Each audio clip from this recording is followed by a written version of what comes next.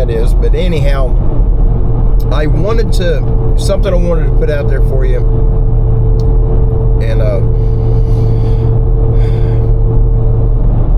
well, I'll get the important part out first.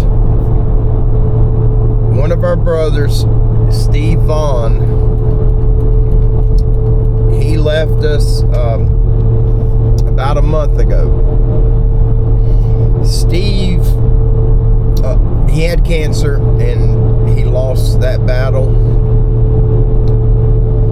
and he left behind wife and family and lots of friends. His wife Maureen, please send some prayers out for her and for Steve's family. Also his friends, a good friend of his, Jeff Townsend, who all of you know. Jeff is Rosie's grandpa, Jeff, and he's a trooper. We love him to death. Jeff him and Steve worked together at Lockheed Martin, and they retired from there. Steve continued traveling, and he's had an extensive life, but he was sick, and I didn't know.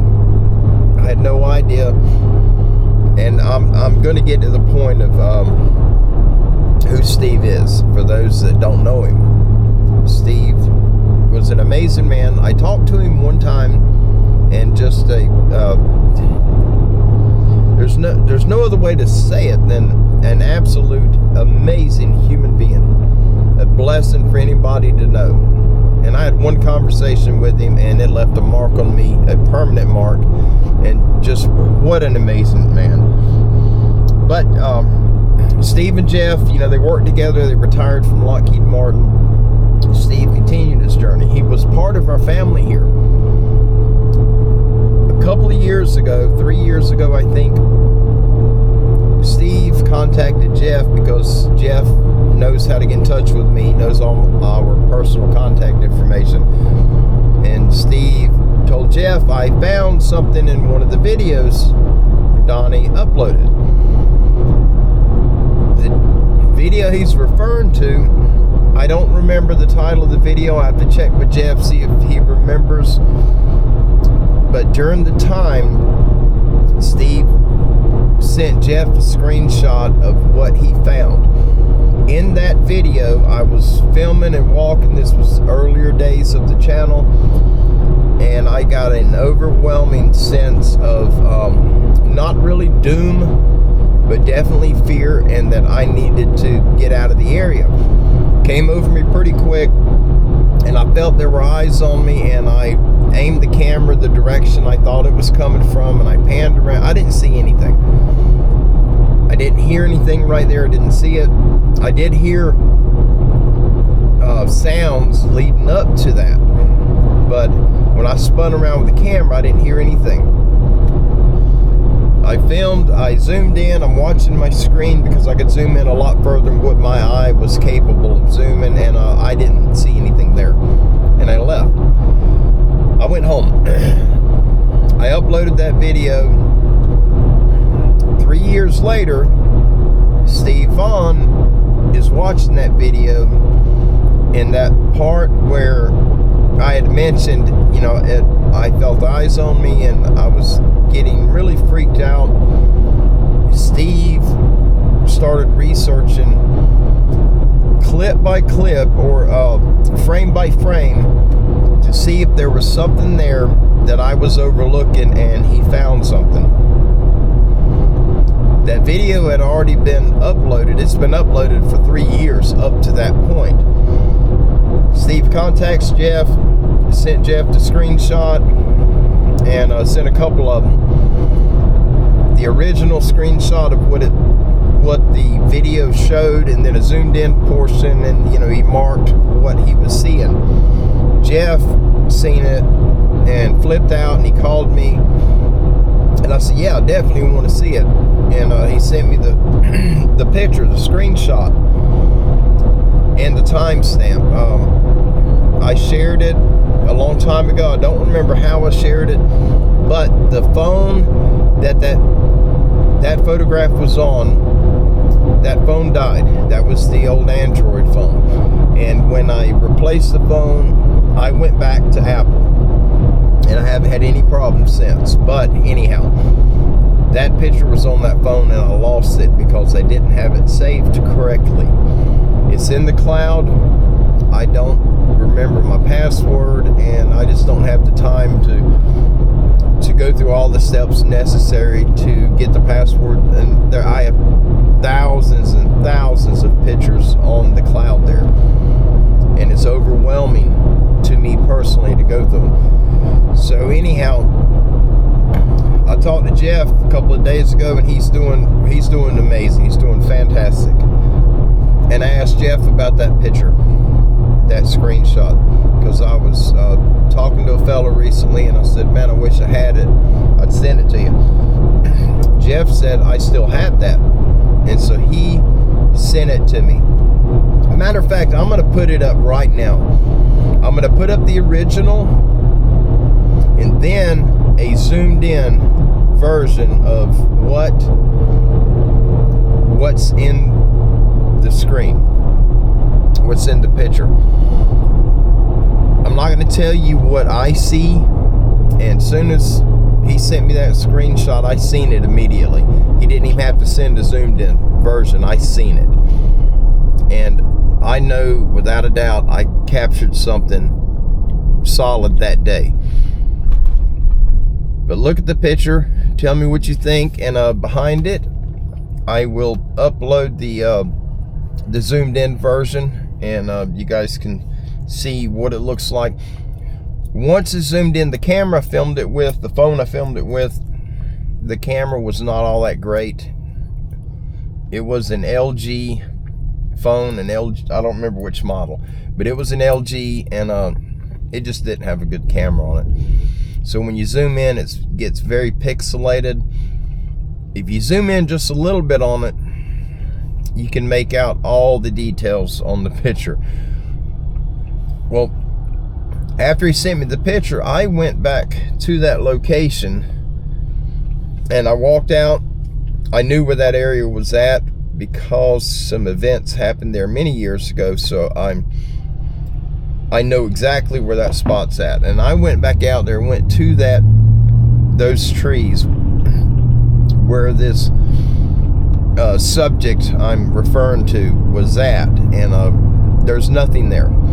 There's no stumps. There's nothing there that would look like what was captured in that picture.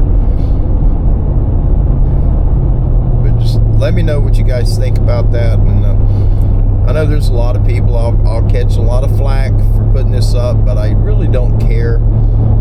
Just because someone else does not believe in something doesn't mean that I have to follow suit and, be a follower. Whatever you do in life, be a leader. Don't follow people. Make your own path. And when you're on the path of success, the path of truth, others will follow you to learn from you until they can get to the point where they take their own path. But anyhow, it's a very, very fascinating catch. And all the credit for that picture goes to Steve Vaughn.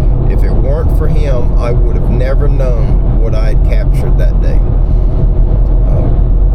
And I think it's an amazing capture. And the picture as you see it is the actual screenshot. It is not altered. There is no color grading. There's nothing done to that picture.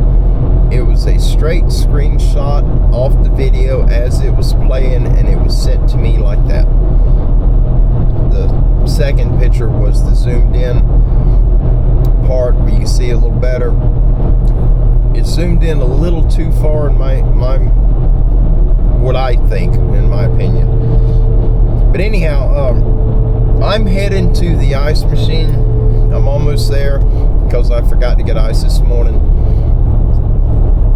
We have, Johnny was asking me about the ice. We must go through a lot of money buying ice, because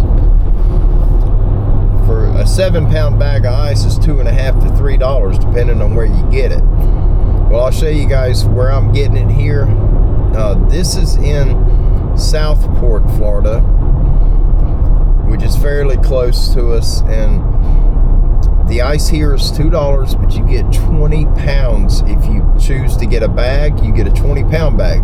If you choose to get bulk ice, it's the same price, but you get 22 pounds.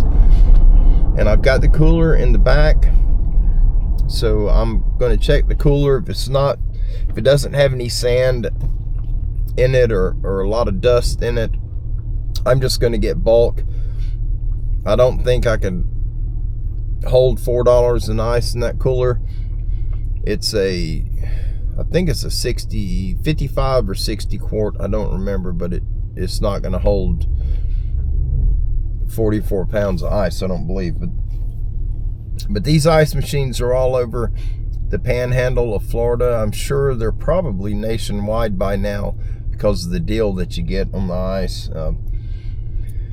We've got other ice machines like this north of us, but they're 10-pound bags for $2.50, which is still a deal. But I paid $2.50 for 10 pounds when I can pay $2 for 20. What else do I got? I won't be working at the property today because tomorrow is Friday, and Friday and Saturday is Amnesty Day at our local landfill, which means you haul all your trash to them and it doesn't cost you anything. And with us moving, we are getting rid of a lot of stuff, a ton of stuff. I've got the trailer filled, 20-foot trailer, and it is filled 4.5 to 5 foot end to end right now. We're gonna haul that off first thing in the morning, come back and load up whatever else we can put together to just shorten the trips and what we have to move. I don't want to bring all that stuff into the new house. The clothes, items that are good like that, we'll give the clothes to the clothes pantry. There's a church fairly close to us, 8 or 9 miles from us, and I will send we're going to take all of our clothes, the good clothes, and take it up to there. I've got a lot of suits, dress clothing. I had to have them for when we adopted Rosie for court, and because I don't wear suits, but I had to have them to go to court, and I'll probably never ever wear them again. And I've lost quite a bit of weight since then. I've lost 20 pounds since they started me on the hormone therapy a couple of months back. I went from 262 to 245, and I'm still dropping. So the clothes probably don't even fit me no more anyhow. But let me get out. We're gonna get some ice right quick. All right, guys. This is the ice machine we're gonna get ice from. I'm gonna put it here.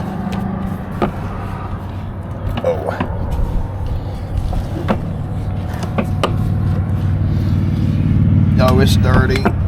All right, I'm gonna get a couple of bags, put in it. This right here is the bag chute.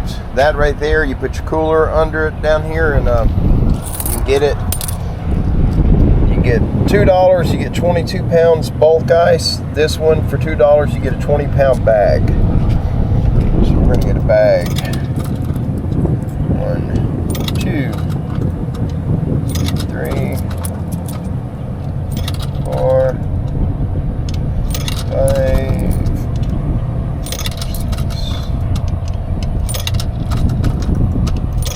6. Now I hit bag.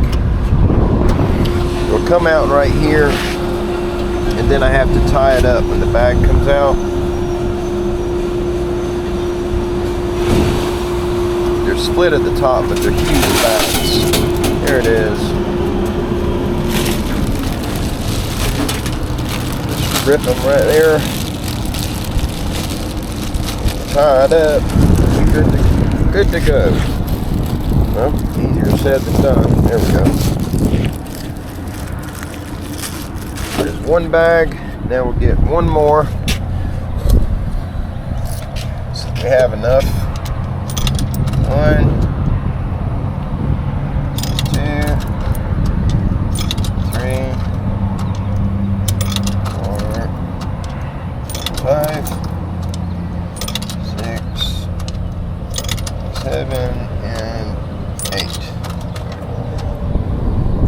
Alright, let's get another bag. Throw this one in the cooler. Holy cow.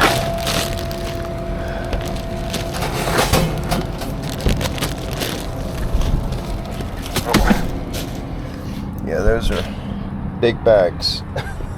So, but for $2 you can't really go wrong.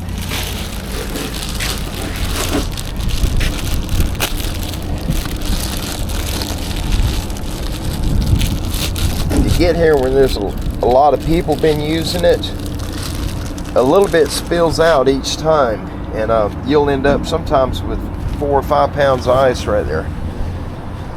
Definitely worth it. Oh.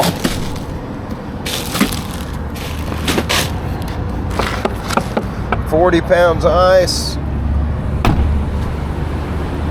All right, it's time to get going.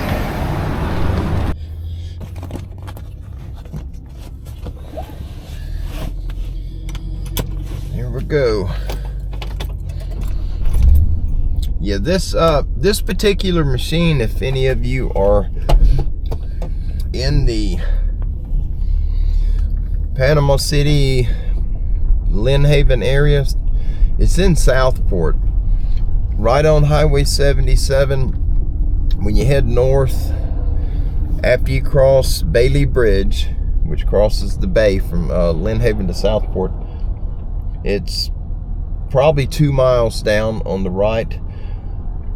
The first stoplight you come to, the Tom Thumb will be just past the stoplight on the right, on the east side of the road. The very next drive is your ice machine. It's literally right beside the Tom Thumb. I'm gonna go home and we'll ice that pig meat down. What we do with the pigs, I do it with deer also, but anytime you get wild game meat that is on the gamey side, and you don't want that stronger wild flavor, if you'll lay the meat in your cooler, in a dry cooler, and coat it with salt. On a pig, I use almost a full can of salt. On a pig, 120 pounds or bigger, I'll use a full can almost. Cover the meat, all sides of the meat, with salt, and put just enough water in that it covers the meat. As soon as the meat is completely submerged, even if it's only by a millimeter, as soon as it's submerged, then pack it full of ice and let it stay in that heavy salt brine solution for 72 hours, and it'll take all of the funkiness, the nastiness, it'll take it all out. We've had boars that we caught, nasty smelling boars, and boars stink. But we've caught some, or not caught, we've harvested some really rough boars. You can smell them from 50 yards away. Very dominant boars. And you can clean them, you'll smell that in the meat too. Normally people around here would just throw them out. They'll leave them in the woods, and we're not going to kill anything just to leave it unless it's something extremely dangerous. But you could soak it in that heavy salt, 72 hours, take it out of the salt, rinse it off, throw it on the grill, and it's some of the best meat you'll ever stick in your mouth. Well, I'm gonna get gassed up and we get out of here. They're really busy here, so I got gas and I backed up to the store to get out of the way because they got people waiting for gas. And as I was backing up, a truck was trying to cut in front of me. And I thought I was back far enough, as far as I needed to be, and he's sitting there like he didn't have enough room to get past the front of my truck. So I eased back a little further, and bam, I hit that steel pipe they got sticking out of the ground. Didn't hurt nothing, but the guy wasn't waiting on me. He was on his phone texting, and if I'd have seen that, I would have got out where I was. But anyway, you guys, I just I wanted, my brother Johnny had asked me about, you know, how much we spend in ice on the deer and the pigs and the different game that we get each hunting season, and I sent him a reply, but I just told him, you know, it's not as much as you would think, and I didn't even think about the price of bagged ice until this morning when I left the house earlier, because I knew I had to stop and get it, and I thought he must be thinking we're paying $3 for 7 pounds, and yeah, that would get really expensive. That's the only reason I filmed that. It wasn't nothing exciting, but if you had them ice machines in your area, if you have time, just swing through the parking lot and look at the front and see.